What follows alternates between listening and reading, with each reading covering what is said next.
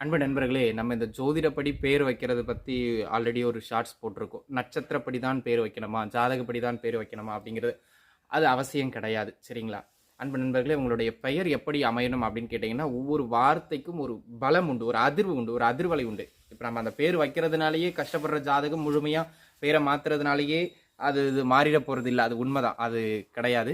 இருந்தாலும் அதுக்குன்னு இருக்கிற ஒரு சில அதிர்வுகள் நம்மளுடைய மனநிலையில நல்ல மாற்றங்களை கொண்டு வரும். அப்ப நம்ம குழந்தைகளுக்கு பேர் வைக்கும்போது நட்சத்திரப்படி பேர் வைக்கணுங்கிறது அவசியம் கிடையாது, கட்டாயம் கிடையாது. சரிங்களா? அது அவங்க ஒரு ராசிகளை கண்டுபிடிக்கிறதுக்காக மட்டும்தான்.